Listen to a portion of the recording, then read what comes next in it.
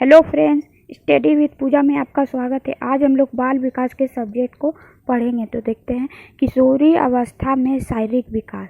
किशोरी अवस्था में शारीरिक विकास क्या होता है, इसे कहते हैं, देखते हैं।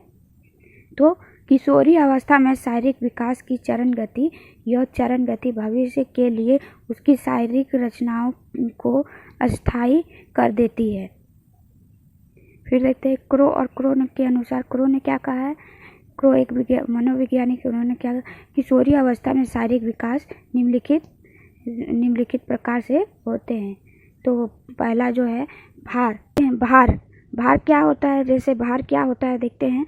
भार में क्या होता है, तो किशोरी अवस्था में बालकों का भार बालिकाओं से अधिक बढ़ता है। इस अवस्था के अंत में बालकों का भार बालिकाओं से लगभग 25 पाउंड अधिक होता है। मतलब कहने का मतलब है कि जब शुरू में जो भी किशोरी अवस्था होते हैं, उसमें जो लड़के होते हैं उसमें उसकी अपेक्षा लड़कियों के भार अधिक हो जाता है। जो लड़कियां होती हैं ना, और जो लास्ट के बाद ही अवस्था है ना, इस अवस्था और इसके अंत तक अवस्थाएं एवं बालिकाओं का भार 25 पाउंड होता है। मतलब कि जो शुरू में लड़कियों की बहुत ही ज़्यादा होती है और लास्ट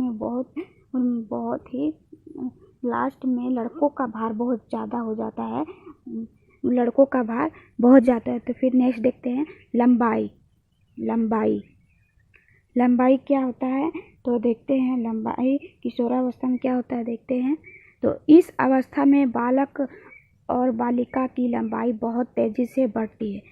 बालक की लंबाई 18 वर्ष तक और उसके बाद भी बढ़ती रहती है। बालिका अपनी अधिकतम लंबाई पर लगभग 16 वर्ष की आयु में पहुंच जाती हैं। कहने का मतलब है कि लंबाई में क्या होता है, लंबाई अब किशोरावस्था में लंबाई किस तरह की होती है। तो वो लड़कियों की लंबाई है वो जैसे लड़कों की लंबाई है वो 18 वर्ष मतलब और 16 वर्ष तक की लड़कियों की होती है।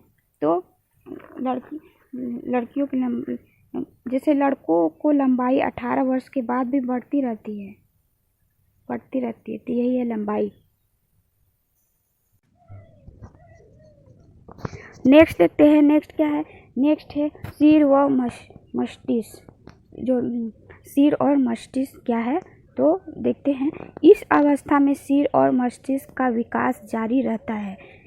15 या 16 वर्ष की आयु में सिर का लगभग पूर्ण विकास हो जाता है एवं मस्तिष्क का भार 1200 से 1400 ग्राम के बीच में हो जाता है। मतलब कहने का मतलब है कि सिर जो है, तो वो 15 से 14 वर्ष, जैसे 15 से 14 वर्ष की आयु में सिर का विकास पूर्ण रूप से विकसित हो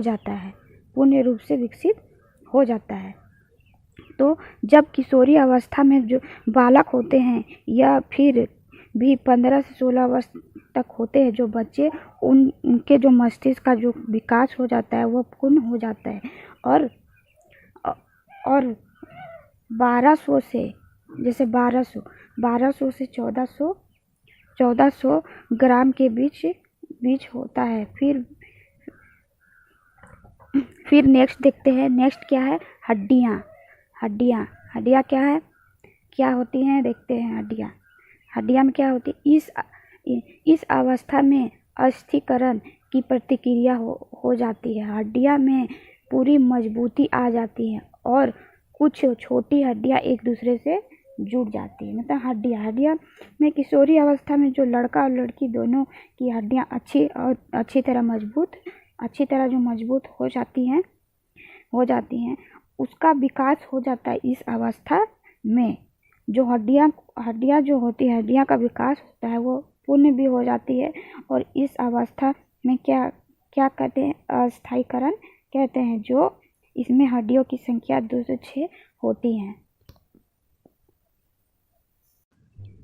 नेक्स्ट देखते हैं। नेक्स्ट क्या है, नेक्स्ट है दांत क्या होता है, देखते हैं।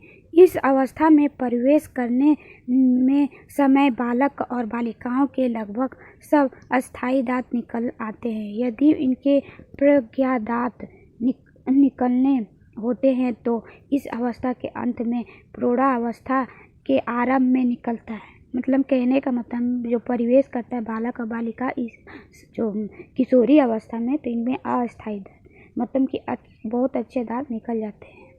तो इस अवस्था में प्रौढ़ावस्था के आरंभ में निकलने लगता है। नेक्स्ट देखते हैं अन्य अंग।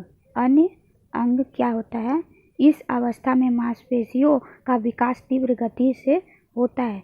12 वर्ष की आयु में मांसपेशियों का भार कुल शरीर के भार का लगभग 33% और 16 वर्ष की आयु में लगभग 44% होती है।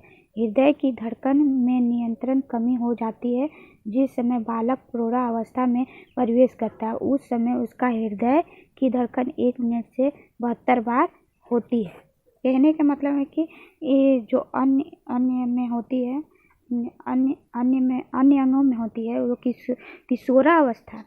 किशोरावस्था के मांसपेशियाँ मजबूत होती हैं और शारीरिक के सभी अंगों पर मांसपेशियाँ के कारण में पूर्ण रूप से नियंत्रित हो जाती है। मांसपेशियाँ के लगभग पूर्ण रूप हो जाती है।